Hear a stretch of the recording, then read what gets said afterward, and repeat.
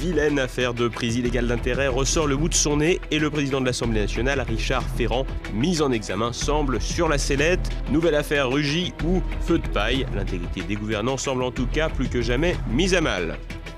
Les supporters de football accusés d'homophobie. Depuis la reprise du championnat de France de football, de nombreux matchs ont été arrêtés après le déploiement de banderoles qualifiées d'homophobes par le gouvernement et la Ligue de football professionnel.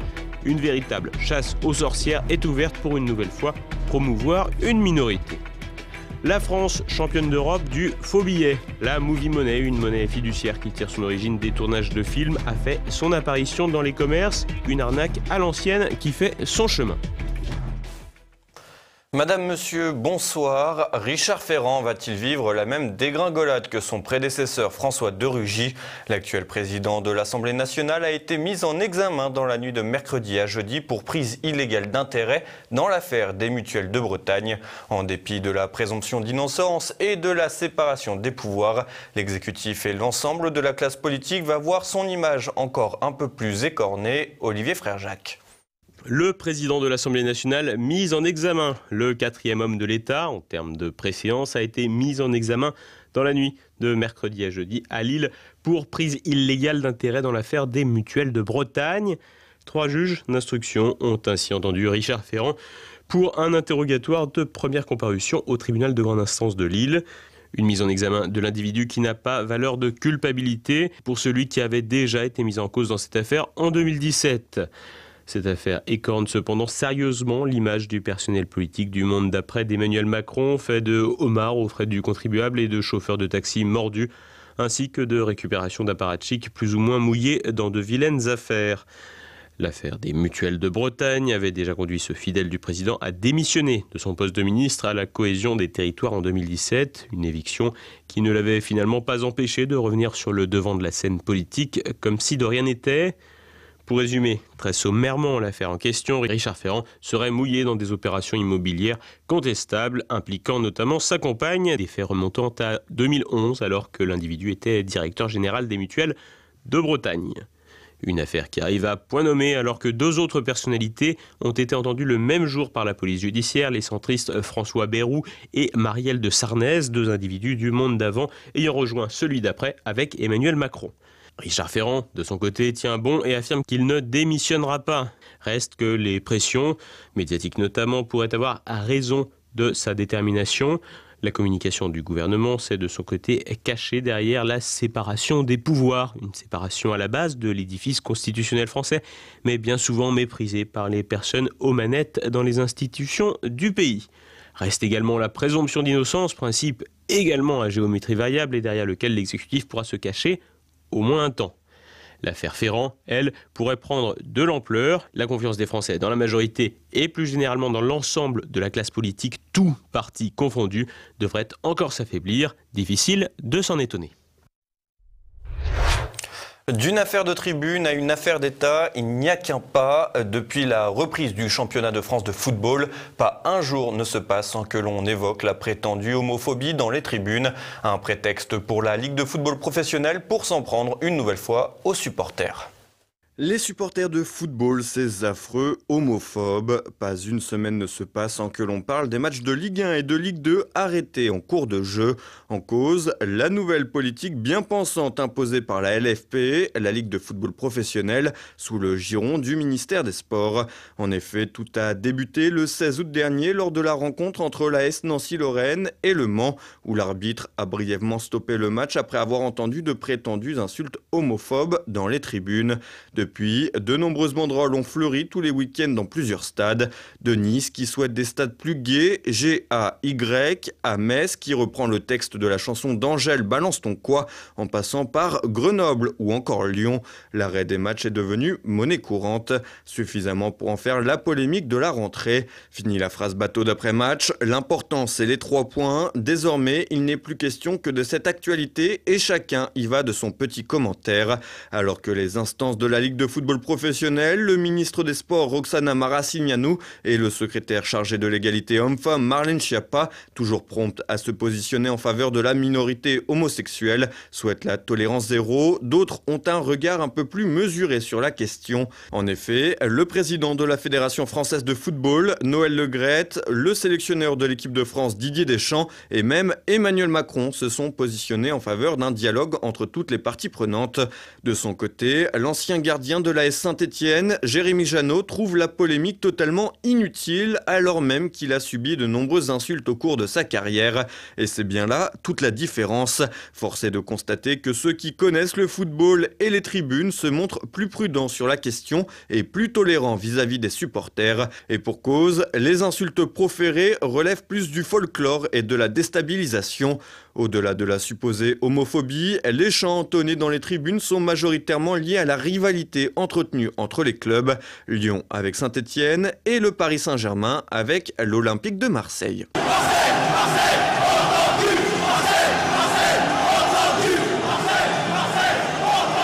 Des chants datant de 2010 contre l'Olympique de Marseille, une entité morale. Difficile donc d'y voir une quelconque homophobie, d'autant que la pratique visée n'est pas jusqu'à preuve du contraire, l'apanage uniquement des homosexuels. Cependant, la LFP semble déterminée à poursuivre son matraquage contre les supporters de football, qu'elle se plaît à qualifier de beaufs, machistes, racistes et homophobes. Finalement, un peu trop populaire au goût des instances. Mais en ouvrant la boîte de Pandore, la Ligue et le gouvernement ont surtout permis aux amoureux du ballon rond d'en faire un jeu anti-LFP plus qu'anti-homosexuel, car l'instance du football professionnel est déjà en guerre ouverte contre les associations de supporters qualifiées d'ultra. En effet, depuis de nombreuses années, tout est fait pour limiter la passion de ces supporters, notamment en leur interdisant d'aller assister aux rencontres de leur équipe de cœur à l'extérieur. De fait, le ton devrait continuer à monter et les banderoles se multiplier dans les tribunes, laissant au final l'homophobie bien loin des travées des stades. Attention aux faux billets, on croyait le business des faussaires mort avec un certain cinéma français, mais il repointe finalement le bout de son nez avec un phénomène bien de chez nous, comme son nom ne l'indique pas, la movie money. Olivier Frère-Jacques.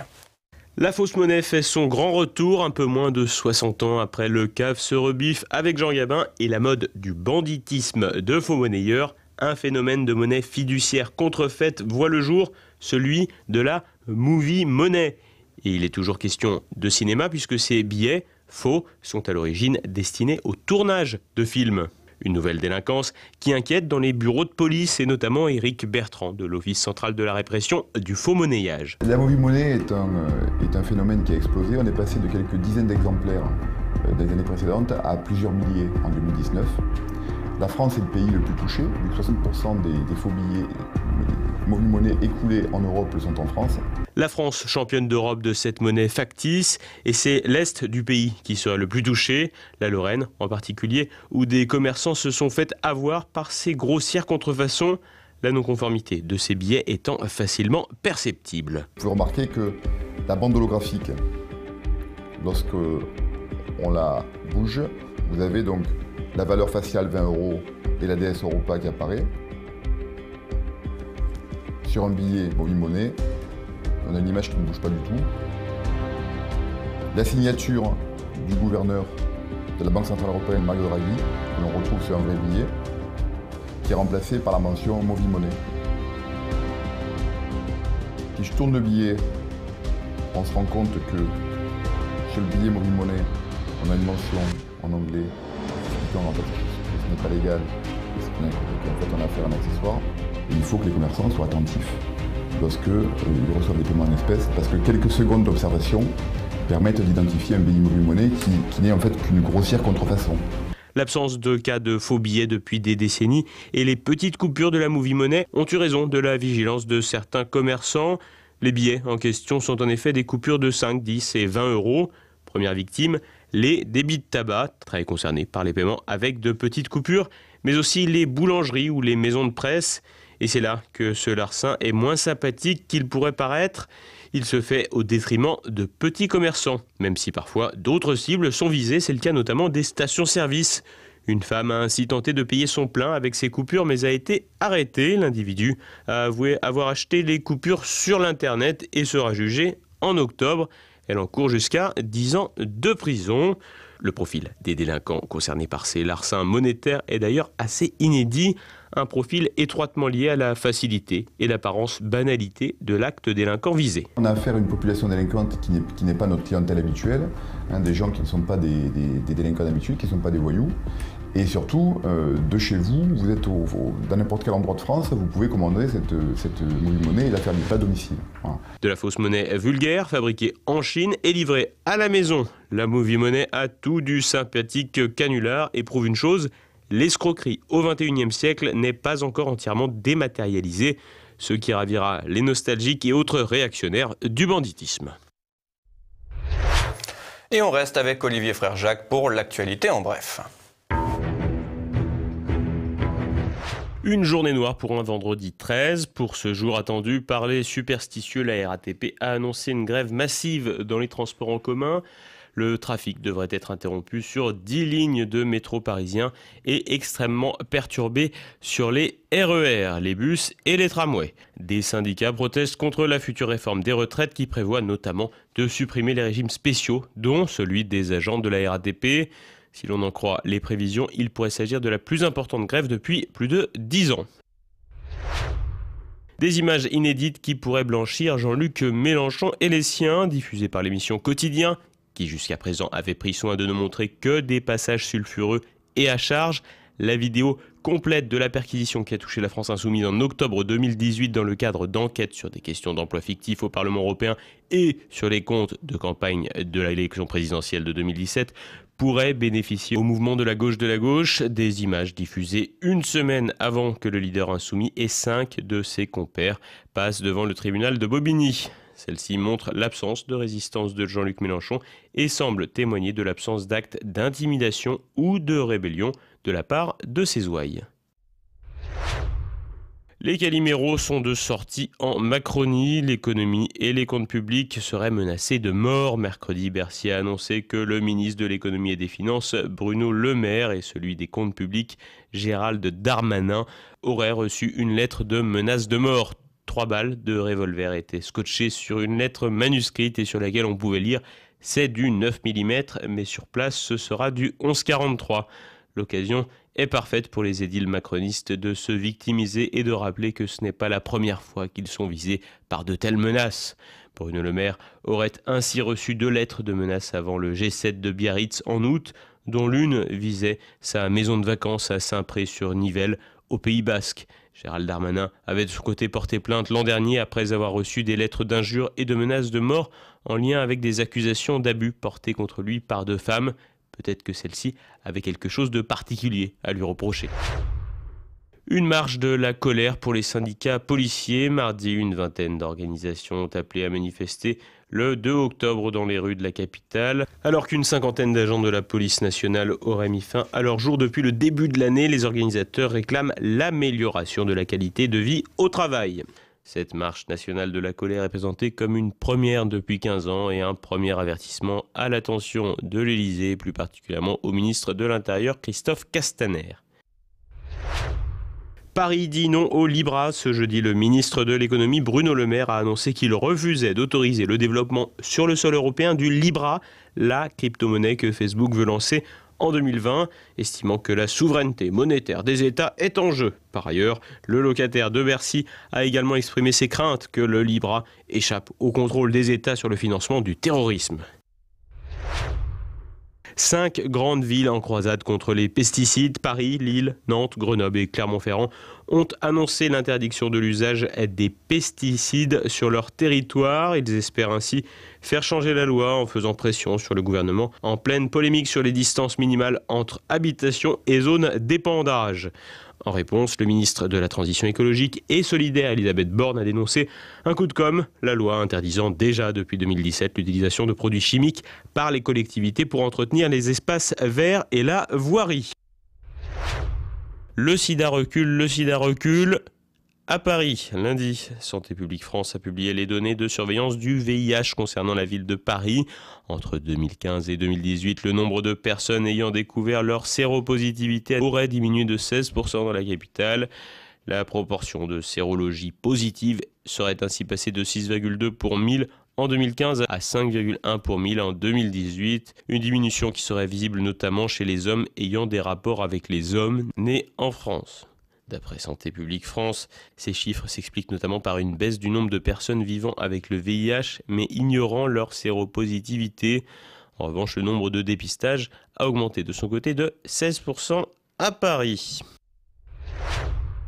Eduardo Bolsonaro, bientôt ambassadeur du Brésil aux États-Unis. Début juillet, le président controversé brésilien Jair Bolsonaro a nommé son fils pour prendre la tête de cette ambassade. Une décision largement contestée mais approuvée par le président états-unien Donald Trump.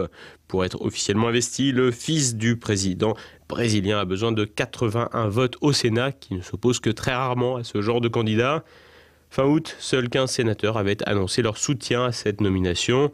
Si celle-ci venait à se confirmer, elle pourrait créer une crise diplomatique alors qu'Eduardo Bolsonaro avait retweeté une vidéo de violentes manifestations de gilets jaunes en France avec le texte « Macron est un idiot ». Et dans un instant, notre Zoom du jour, l'ancien député européen Bernard Monod publie un réquisitoire implacable contre les échecs de Bruxelles et annonce l'approche d'un krach financier en Occident.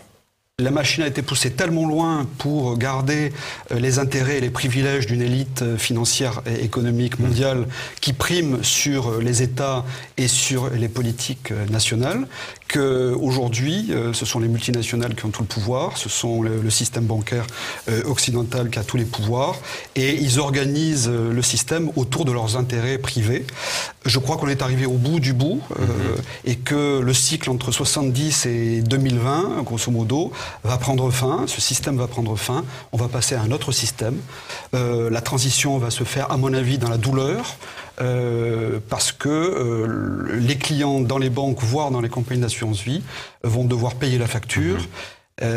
Tant et si bien que l'Union européenne a inventé, suite à l'épisode de Chypre en 2013, ce qu'ils appellent en anglais, je m'excuse, le jargon anglo-saxon, mais le buy-in, qui correspond à ce qu'on appelle la directive de l'Union bancaire européenne. Et ce soir, dans Immédiat, Jean-Yves Le Gallou et Nicolas Faure évoquent l'affaire Lilian Thuram, l'offensive anti-Zemmour et la propagande de France 2 contre les identitaires. Et tout de suite, la France de Campagnol de Christian Combaz et Mes libertés politiques avec François Billot de Lochner. C'est maintenant la fin de cette édition. Merci pour votre fidélité. Demain, vous avez rendez-vous avec Olivier Frère-Jacques. Bonsoir.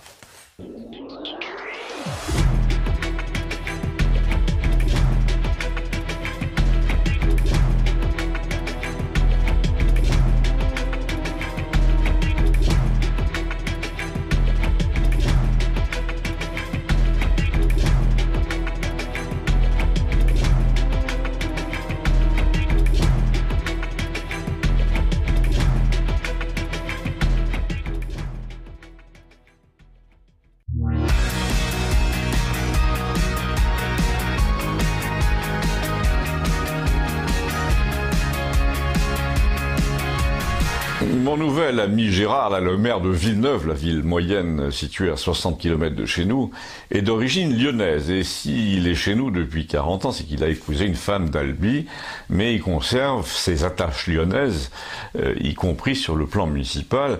Il a une poignée d'amis dans les équipes de la mairie de Lyon. Il se renseigne souvent sur des procédures auprès d'eux. Et il est au courant de bien des choses qui concernent Lyon, ne serait-ce, m'a-t-il dit, que pour ne pas commettre les mêmes erreurs.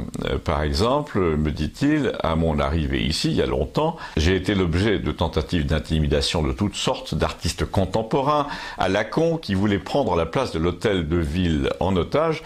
À Lyon, ils ont subi la même chose, mais c'est Buren, celui qui a été mis sur orbite par Jacques Lang, qui fait des rayures et du ciment partout. Et la prise d'otage a réussi.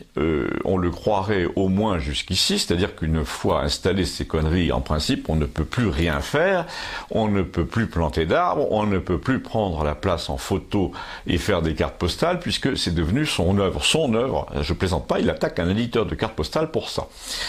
Et vous savez, me dit ce Gérard, le maire de Villeneuve, vous savez pourquoi Buren est en train de devenir moins intouchable cette année, et le sera probablement encore moins l'année prochaine? Eh bien, parce qu'il a fait chaud cet été, et que son ciment à rayures, là, son interdiction de planter des arbres sur la place de l'hôtel de ville de Lyon, tout ça devient insupportable par 50 degrés. Mais pourquoi il a décidé que c'était inamovible? Eh bien parce que le type se fait un argent fou en allant mettre ses cochonneries partout et en faisant des photos qu'il va montrer à d'autres maires dans le monde pour leur dire « laissez-moi planter mes cochonneries gratuitement et je me rembourserai sur les droits dérivés ». En plus, comme ça, dit-il encore au maire, vous serez complice de la montée de ma cote d'artiste, et puis je vous proposerai une rétrospective, je vous ferai un prix pour des collections du Fonds régional d'art contemporain, je vous céderai mes dessins préparatoires à prix d'amis, etc. Alors c'est mon adjoint à la culture, me dit le maire de Villeneuve, que vous connaissez, le fameux Maxime, qui m'a raconté le principe du schéma de Ponzi de l'art contemporain, aux prises avec le municipal, et j'ai pas voulu de ça ici, me dit-il. Eh ben moi, lui ai-je répondu, je vous confirme que cet homme, Buren, fait la tournée des popotes depuis 30 ou 40 ans, puisque j'étais obligé de le recevoir en Italie il y a 15 ans quand j'étais en poste. Il est venu montrer ses diapos dans une salle de 1000 personnes au Politecnico de Milan. Et je ne sais pas tellement s'il a casé des choses à la mairie ce jour-là, mais c'est assez probable. Eh ben, m'a dit le fameux Gérard, tout ça c'est fini. Vous pouvez me croire, dans le contexte des prochaines municipales, le candidat qui se présente avec une liste qui dit notamment « c'est fini l'escroquerie permanente, c'est fini les sculptures géantes qui représentent un balai à chiottes et qu'on ne peut plus bouger par contrat sur les places publiques alors qu'on les a payés des millions et qu'on est obligé de les entretenir en plus, c'est fini ». Et vous savez pourquoi c'est fini? Parce que si les municipalités n'ose pas y toucher, de peur d'être attaqué en justice par l'artiste, eh bien le peuple qui se réveille, qui se libère, qui monte à l'assaut des places publiques, lui va y toucher et va leur réserver le même sort que les radars pour la même raison. Parce que c'est un symbole d'oppression, un point c'est tout. Un point c'est tout, ça sonne comme une fin de chronique. Abonnez-vous, merci.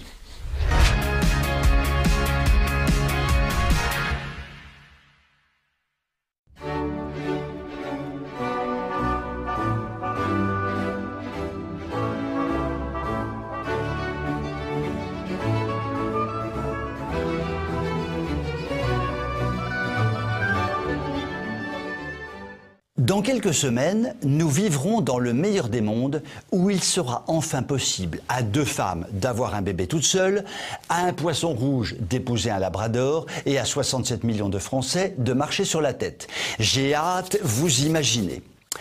Pour donner corps à cette vaste entreprise, j'ai nommé la très célèbre PMA pour toutes, on a quand même besoin de ces sympathiques cellules que l'on n'a pas encore trouvé le moyen de synthétiser chimiquement. Mais cela ne saurait tarder, je suis sûr que les Chinois y travaillent. Les dites cellules se situent en dessous des musculeux ventres masculins et au-dessus de leurs puissantes cuisses ornées d'abondantes poilitudes. Dans leur projet de loi, Madame Buzyn et Belloubet veulent instaurer le faux anonymat du donneur des dites cellules.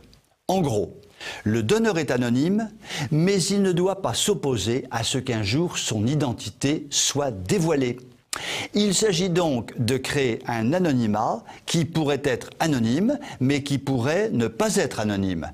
Nous nageons en pleine macronitude. Et en fait, c'est quoi ce vrai faux anonymat ? 2 moments pour un bébé, c'est super chouette, c'est génial, mais il se trouve que les faits sont têtus, comme dirait tante Gertrude. Et il est possible que le dit bébé, une fois devenu grand, à 18 ans, par un réflexe obscurantiste bien important, réclame de savoir qui était le propriétaire de la petite graine qui a permis à la cigogne de faire son boulot. Eh bien, cela risque de décourager les vocations de donneurs. Mettons-nous à la place du donneur. Non seulement on le fait frénétiquement gesticuler du bas-ventre pour donner les petites graines, mais en plus de ça, il risque d'être pourchassé 18 ans et quelques plus tard par des rejetons interrogatifs. Cela devient vraiment compliqué cette affaire. Enfin, Quitte à être reconnu comme père, autant fonder une famille, au moins. On connaît la tête de la mère. Oui, je sais, on va me dire que je ne comprends rien au progrès, que je suis un indécrottable obscurantiste, que je suis un rétrograde, que je suis un extrémiste. Ah bon, parce que la PMA pour toutes, ce serait un progrès? Ah bon. Vous pouvez m'écrire si vous le voulez. À très bientôt.